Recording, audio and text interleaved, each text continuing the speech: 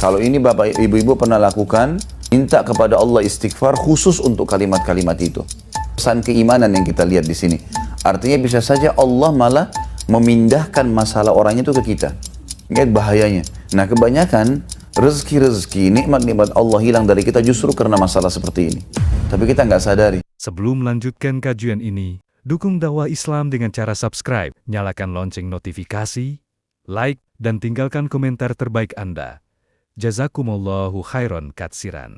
Ada 3 orang, kata Nabi SAW, dari umat sebelum kalian pernah mengadakan perjalanan hingga mereka terpaksa bermalam di sebuah gua karena kemalaman. Maka mereka pun memasukinya. Lalu tiba-tiba ada satu batu besar menggelinding dari atas gunung hingga menutupi mulut gua bagi mereka.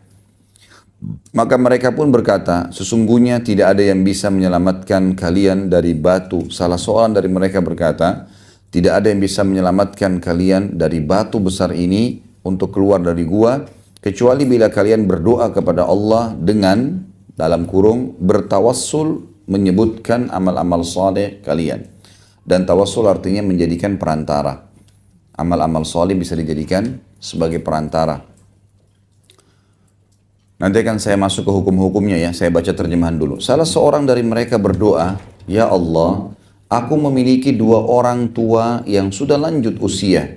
Aku tidak pernah mendahulukan keluarga ataupun harta dalam hal memberi minum susu di petang hari sebelum mereka berdua. Suatu hari aku pernah pergi jauh dari rumah guna mencari dedaunan untuk makanan unta. Lantas aku tidak pulang kepada kedua orang tuaku hingga mereka tertidur. Lalu aku pun memerah susu untuk keduanya, namun aku mendapati mereka telah tidur. Maka aku enggan untuk membangunkan keduanya dan aku juga enggan untuk mendahulukan keluarga ataupun harta dalam hal memberi minum susu di petang hari sebelum mereka berdua.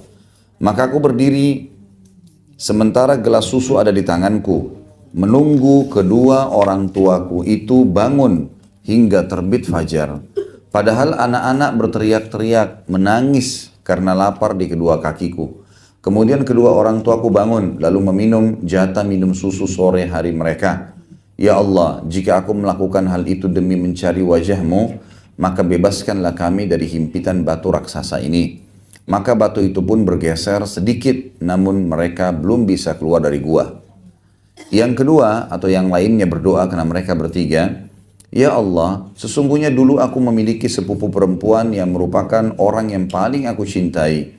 Dalam sebuah riwayat, aku mencintainya dengan cinta seperti cinta yang paling dalam dari seorang laki-laki terhadap wanita. Kalau bahasa kita mungkin tergila-gila dengan wanita ini.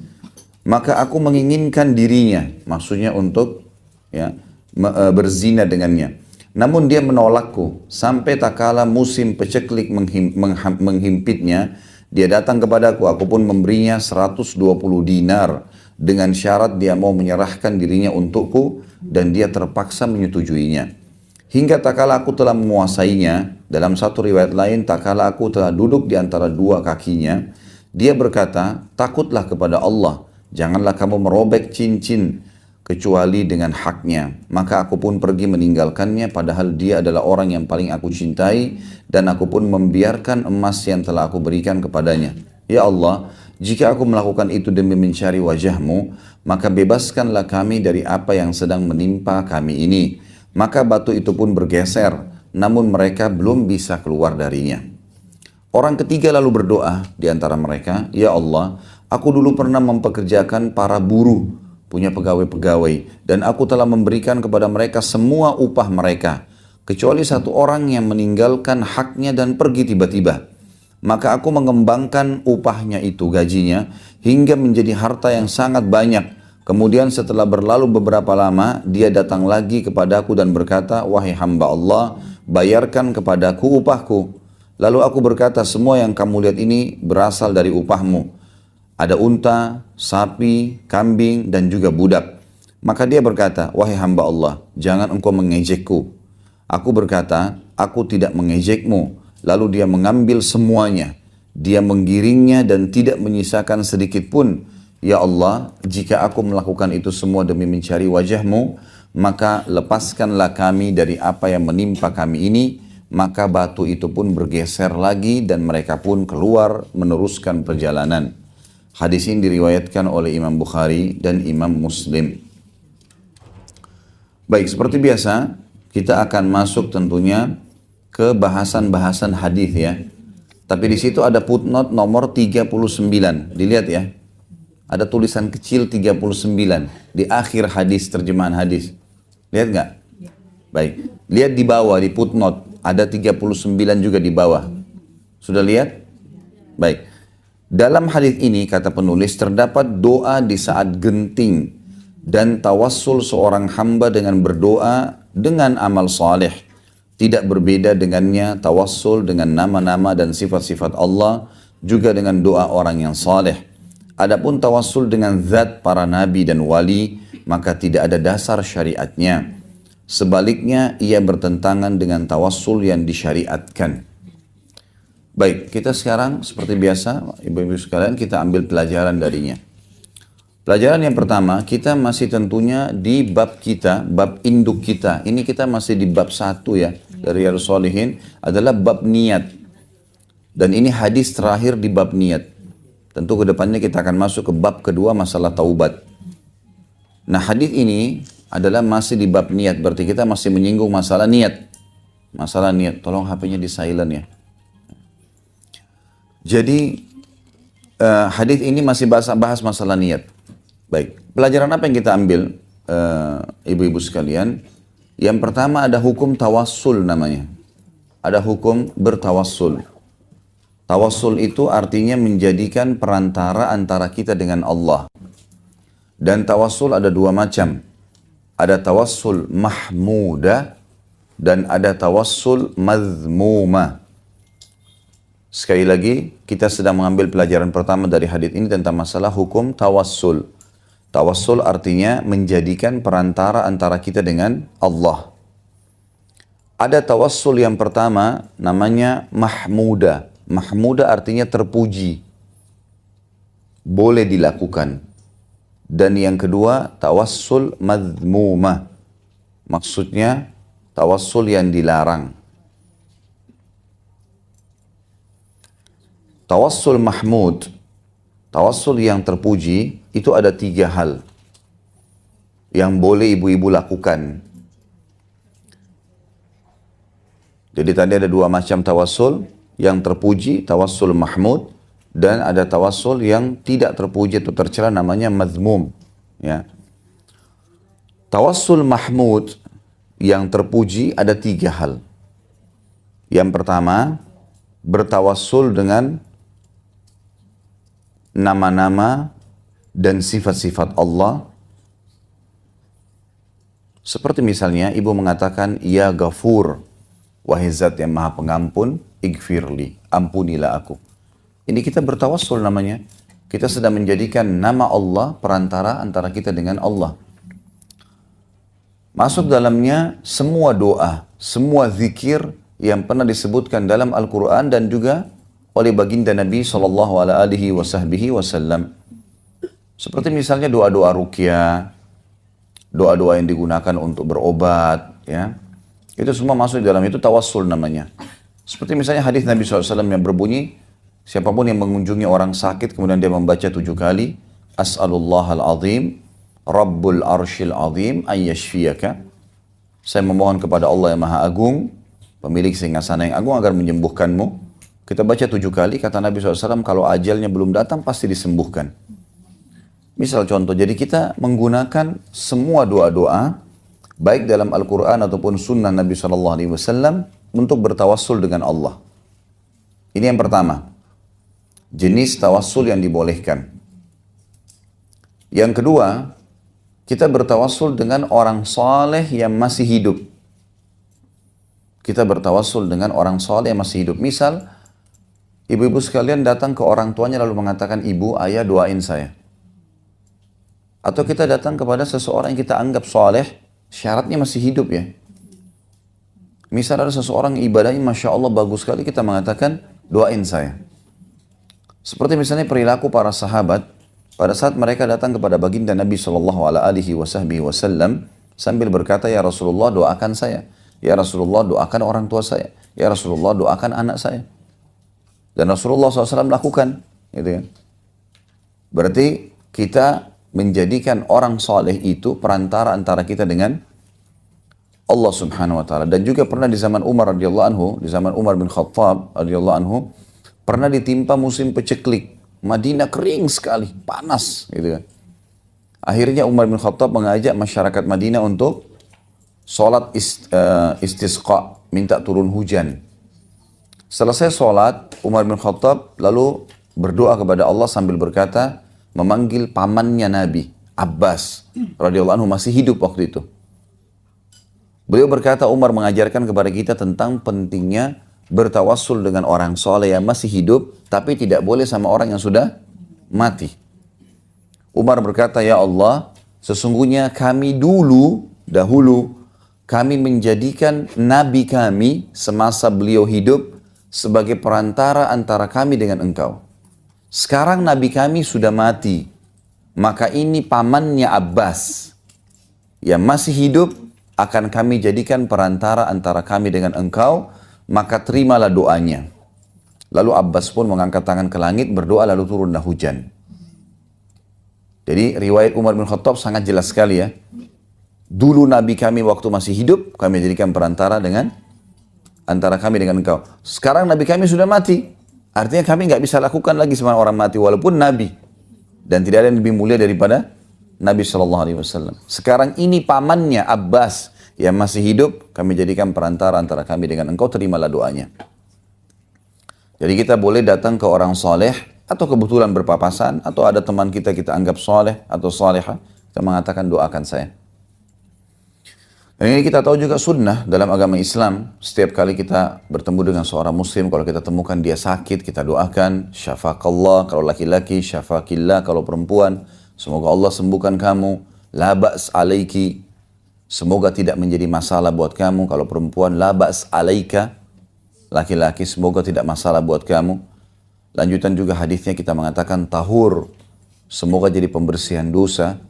Ma'asyifa insyaallah. Dengan kesembuhan yang menyusul bersama pembersihan dosa itu. Jadi kita memang disunnahkan kalau kita ketemu dengan seseorang muslim atau muslim yang sedang sakit, kita doakan, gitu kan. Kemudian juga kalau ada saudara kita pakai baju baru, kita disunnahkan untuk membaca doa untuknya, ilbis jadidan, semoga kau selalu pakai baju baru, wa ish hamidan, semoga hidupmu selalu bahagia, wa mut syahidan, dan semoga pada saat kau meninggal matinya mati syahid. Jadi kita doakan orang, gitu kan. Ini kita doakan suami, doakan istri, doakan anak, doakan orang tua, doakan teman-teman. Kita doakan mereka. Dan banyak contoh-contohnya berhubungan dengan masalah ini ya. Juga sama kita sendiri doakan diri kita. Seperti tadi ibu-ibu waktu keluar pakai baju, ada sunnah Nabi SAW membaca, Alhamdulillahilladzi kasanihi hadatz thawb. Segala puji bagi Allah yang telah menjadikan baju ini sebagai pakaian untukku. Warazaqanihi, dan menjadikannya sebagai rezeki untukku, min ghairi haulin minni wala quwwah, tanpa ada daya dan kekuatan dariku. Setiap kita pakai baju, kita membaca itu. Baju bekas pun sama, gitu kan. Tapi kalau baju baru beda doanya. Ada doa kita mengatakan, Allahumma inni as'aluka khairahu, ya Allah aku minta kebaikan baju ini, wa khaira ma suni'a lahu, dan kebaikan bahan-bahannya, wa a'udzubika min syarrihi wa syarri ma suni'a lahu, dan jauhkan saya dari keburukannya dan keburukan bahan-bahannya. Kata ulama hadis, maksudnya kalau saya pakai supaya nyaman dan orang lain juga lihat bagus, gitu. Doa. Nah ini semua kita sampaikan, gitu kan. Jadi memang boleh kita mendoakan diri kita kebaikan, kita boleh juga mendoakan orang lain. Cuma satu hal yang mesti digarisbawahi ibu sekalian, hindari semua laknat. Apa itu laknat? Semua kalimat buruk atau doa yang berbau buruk, ya. Seperti misal anaknya lagi lari-lari di depannya lalu dia mengatakan nakal kamu, misal. Dia harus didakwahi, tidak boleh. Ya. Atau ban mobilnya atau ban motornya pecah, sial, misal. Atau orang berumah tangga lalu dia mengatakan musibah saya nikah dengan kamu. Ya. Loh ya, menyesal saya menikah sama kamu. Ini nggak boleh semuanya. Ya. Kalau ini bapak ibu-ibu pernah lakukan, minta kepada Allah istighfar khusus untuk kalimat-kalimat itu. Di antara doa mulia kita mengatakan, ya Allah, aku beristighfar padamu dari semua kalimat doa buruk yang pernah aku ucapkan. Baik untuk diriku, untuk pasanganku, dan untuk anak-anakku. Karena kadang-kadang terjadi dari kita. Kita tidak tahu itu. Makanya harus hindari. Apalagi subhanallah ada orang yang tidak bisa kontrol lisannya. Semua doa sembarangan keluar dari mulutnya. Semua jadi doa. Makanya kata Nabi SAW, jangan kalian doakan buat diri kalian, pasangan kalian, keturunan kalian, dan harta kalian keburukan. Harus kita ucapkan yang baik semua. Di antara doa yang baik adalah berikan hidayah, mudahkan ya Allah, berkahi ya Allah, semuanya kebaikan. Kita ucapkan kalimat itu. Juga termasuk dalam masalah doa ini, hati-hati dengan syamata. Syamata yang berarti menghina dan menjatuhkan orang lain. Hati-hati dengan ini. Seperti misal ibu baru pakai mobil baru, tiba-tiba dengan hikmah Allah di sebelah kita lewat mobil tahun 80-an. Atau mungkin tahun 90. Pasti syaitan pertama sekali membisikkan di benak kita, jelek ya mobilnya, tua, apa sajalah. Hindari itu. Lawan, a'udzubillahi minasyaitonirrajim. Ya Allah, mudahkan supaya dia ganti mobil baru. Ya. Ucapkan yang baik. Karena ini bahaya, ya. Sampai Umar bin Khattab pernah saya sebutkan itu, ya, berkata, kalau ada seorang ibu hamil lewat di depanku, lalu aku berkata, ih perutnya besar ya, misal, maka aku khawatir Allah mengganti aku yang hamil. Bisa difaham pesannya, pesan keimanan yang kita lihat di sini. Artinya bisa saja Allah malah memindahkan masalah orang itu ke kita. Ih miskin sekali ya, ih kotor sekali ya, ih jorok sekali ya, ini semua nggak boleh. Kita balik doanya, ya Allah mudah-mudahan engkau ubah mereka menjadi bersih.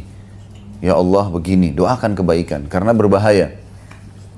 Sampai sebagian mereka berkata, ada satu orang salaful ummah dulu, dari tabi'in, dia bilang, saya pernah di masjid sholat, kemudian ada satu orang masuk. Orang ini sholatnya khusyuk sekali, luar biasa sholatnya. Sujudnya, sampai orang itu dalam sujud menangis. Lalu saya bilang dalam diri saya, kayaknya riya deh orang ini. Dia bilang gitu. Saya cuma bilang di dalam hati saya, kayaknya riya orang ini. Dia bilang semenjak itu 1 bulan saya nggak bisa nangis. Allah haramkan saya dari nangis, nggak bisa nangis. Padahal dia sering nangis kalau baca Quran. Hilang nangisnya itu. Gara-gara dia anggap remeh orang saja. Ingat bahayanya. Nah kebanyakan rezeki-rezeki, nikmat-nikmat Allah hilang dari kita justru karena masalah seperti ini. Tapi kita nggak sadari. Karena Allah itu maha pengasih dan maha penyayang. Maka kita harus hati-hati. Selalu ucapkan kalimat-kalimat yang baik. Ya, dalam kondisi kita emosi pun selalu ucapkan kebaikan. Yang paling baik kalau kata ulama kita ucapkan setiap ada berita. Ini saya mau sampaikan berita kalau teman-teman kita bilang seperti itu ya. Kita selalu menyambut khairan insyaallah. Khairan insyaallah, semoga Allah jadikan baik. Walaupun itu misalnya berita tentang kematian, berita khairan insyaallah. Mudah-mudahan Allah jadikan kebaikan. Itu termasuk anjuran para ulama untuk diucapkan. Jadi ini termasuk bertawassul yang boleh ya. Meminta doa kepada orang soleh yang masih hidup. Juga termasuk mendoakan diri kita sendiri. Tapi jauhi semua laknat atau doa buruk. Dan jauhi penganggap remehan terhadap orang lain. Jelas ya? Ya, karena ini pasti ibu-ibu coba jeli melihat setiap ada sesuatu yang buruk atau kekurangan depan mata kita, pasti yang syaitan bisikin itu penghinaan. Karena memang dia tahu itu celah supaya kitanya yang celaka. Jadi sederhana sekali dia pakai cara seperti itu. Dia tunggangi apa yang sudah menjadi sunnatullah di hadapan kita. Nah, jadi kadang-kadang seperti itu. Makanya di antara doa tadi saya bilang yang bagus adalah kita minta. Kalau perlu kita minta, ya Allah, kalau seandainya ada sesuatu yang pernah hamba lakukan, ucapkan, perilaku yang salah, yang bisa menghalangi kebaikan-kebaikan yang datang darimu, gitu kan? Kebaikan berhubungan rumah tangga, kebaikan anak-anak, kebaikan apa saja, harta, maka ingatkanlah ya Allah dan ampunilah. Kadang-kadang mungkin kita tiba-tiba teringat, oh kita pernah utang sama orang nih. Kayaknya itu pernah saya ambil barangnya nih, belum pernah. Atau pernah saya gosipin orang ini, atau pernah saya lakukan ini, kita jadi teringat. Segera langsung selesaikan. Telepon minta maaf ya, saya pernah kayaknya ucapin begini, tolong minta maaf. Jadi kalau kita meninggal aman, nggak ada musuh hari kiamat. Ya. Dan kita masing-masing individu harus muhasabah itu. Harus kita sendiri yang bermuhasabah, kita sendiri yang mengambil keputusan itu. Karena tidak bisa berubah seseorang kecuali dirinya sendiri yang memulainya. Walaupun 1000 orang menasihatin, tidak akan bisa kecuali dia sendiri yang memulainya. Ini tawassul yang kedua. Kita masuk tawassul yang ketiga yang dibolehkan. Apa yang disebutkan di dalam hadis yang baru kita baca. Bertawassul dengan amal saleh. Nah, khusus untuk poin ini nanti akan kita masuk ke dalam hadisnya ya. Tulis saja tawassul dengan amal saleh. Nanti akan saya kembali ke poin ketiga ini. Itu sebenarnya inti bahasan kita. Namun sebelumnya kita pindah ke tawassul yang mazmum tadi. Tawassul yang dilarang, yang tercelah. Yang pertama, bertawassul dengan nama-nama syaitan. Ya. Doa-doa yang tidak jelas. Ngarang-ngarang ya. Seperti pernah saya dapat di Irian waktu saya pergi dakwah di sana tahun kalau tidak salah 2003. Kemudian saya masuk ke salah satu daerah, banyak muslimin dan pengusaha, mereka Masya Allah sukses rata-rata. Waktu saya tinggal di sana sekitar 9 hari di salah satu perkampungan dan saya ceramah, ada satu pengusaha dipanggil saya, Ustaz tolong ke rumah saya sebentar. Baiklah, saya datang ke situ. Kemudian dia bilang, ini orang tua saya dulu tempel kertas ini, ada kertas ditempel di belakang pintu kamarnya dia di tokohnya itu. Tokohnya memang sulit untuk difahami ya, di satu perkampungan di Irian bisa 1 bulan sekian miliar gitu omsetnya. Ya. Jadi rata-rata orang muslim sana kaya-kaya. Kenapa? Karena orang asli Irian mereka cari kayu gaharu di hutan, terus mereka barter dengan barang-barang. Kayu gaharu mahal. Itu kan, per kilonya bisa 10 juta, bisa 15 juta, bisa 20 juta. Nah, ini dibarter sama barang. Mereka beli semua. Jadi, dan orang-orang muslim yang punya toko-toko ini rata-rata mereka muslim memang yang buka toko. Itu ngambil barang dari kapal-kapal yang datang dari Jawa. Itu jatuh tempo. Mereka seminggu, 2 minggu baru bayar. Kapal datang yang kedua baru bayar. Jadi mereka punya uang banyak. Gitu. Banyak. Sampai rumahnya kayu-kayu biasa. Sampai mereka bilang, Ustadz ini rata-rata orang muslim di sini itu kalau punya 1 miliar tabungan semuanya punya. Gitu. Jadi orang-orang mampu gitu. Yang jelas saya dipanggil Ustaz, tolong lihat Ustaz. Tadi Ustaz jelaskan masalah hanya tulisan-tulisan, tonya wirid-wirid yang tidak sesuai dengan ajaran Nabi nih. Dilihatkan sama saya. Tulisan itu sudah butek sekali, sudah sangat tua gitu ya. Coklat tua sudah lama, mungkin bertahun-tahun ditempel. Coba Ustaz baca, saya nggak ngerti. Memang bahasa Arab. Tapi anehnya, saya pun 7 tahun sekolah di Madinah, tiap hari baca buku bahasa Arab, saya nggak bisa baca. Saya coba baca, apa ini? Gitu. Insya Allah ya, insya Allah dengan izin Allah tanpa baris pun saya bisa baca, karena sudah belajar itu. Tapi ini kok saya nggak ngerti. Saya coba pelan-pelan, lihat baik-baik, sampai pakai penerangan gitu, cahaya. Baru saya tangkap, ternyata ini bahasa Indonesia tapi ditulis Arab. Isinya itu begini. Ini adalah nama-nama 7 orang Ashabul Kahfi. Disebutkan namanya si fulan, si fulan, si fulan, si fulan, si fulan. Dan ini nama anjingnya. Siapa yang menempel ini di rumahnya, tidak akan masuk pencuri. Usahanya akan maju dan seterusnya. Ini dari mana pernah Nabi? Nabi tidak pernah ajarkan pakai namanya 7 orang Ashabul Kahfi. Bahkan kita tidak pernah disebutkan namanya siapa. Dari mana nih orang karang-karang nih? Cuma karena kita nggak ngerti, ini tulisan Arab, oh berarti bagus nih. Nah, berarti tulisan Arab gitu kan. Nah ini salah. Kalau dukunnya orang Arab, dia tulis bahasa Arab. Ya. Harus paham itu. Gitu kan. Lah iya. Jadi jangan sampai salah. Nah ternyata kertas itu ditulis dan ditempel. Ya. Maka saya bilang ini nggak bisa. Ini termasuk syirik kepada Allah. Nggak boleh ini, wirid-wirid yang tidak pernah ada ajarannya. Dicabut. Musnahkan, dibakar. Ya. Saya juga punya pengalaman yang lain di rumah kakak saya sendiri waktu itu di Makassar. Pas saya lagi kuliah lanjutin S2 pada saat itu tahun 1999 sampai 2001. Setiap kali saya mau ke kampus, saya lewat rumah kakak saya ini, terus kemudian saya mampir, minum teh, duduk ngobrol, kemudian saya ke kampus gitu. Karena sekolahnya habis asar. Kadang-kadang sebelum asar, kuliahnya habis asar sampai menjelang Isya. Kadang-kadang kami break hanya sholat saja. Saya satu waktu subhanallah setelah bertahun-tahun saya sering kunjungin kakak saya ini. Maksudnya dalam 1 tahun setengah, 1 tahun, 2 tahun itu transisi masa kuliah itu saya sering datang. Hampir setiap minggu saya datang. Terus saya duduk di ruang tamu lagi minum teh, tidak tahu bagaimana, kenapa kok hikmah Allah di atas pintu rumah kakak saya itu ada kertas. Kertas ini rupanya sudah lama di lakban, gitu kan. Tapi mungkin karena sudah lama lakbannya terbuka. Terus saya penasaran, saya berdiri, saya ambil, kakak saya kebetulan lagi sholat waktu itu, saya ambil terus saya buka. Saya temukan sama, subhanallah, kasusnya sama ini.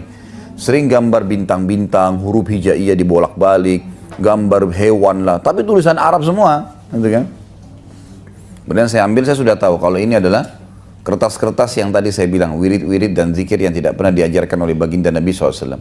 Kakak saya keluar, saya tanya, Kak ini dari mana? Nggak tahu, ini ada satu Pak Haji yang kasih. Untuk apa? Ya ini katanya kalau ditaruh rumahnya akan aman, gitu kan. Tidak masuk pencuri dan seterusnya lah, gitu kan. Padahal saya tanya, pernah nggak pencuri mau masuk? Pernah. Pernah pencuri masuk, gitu kan.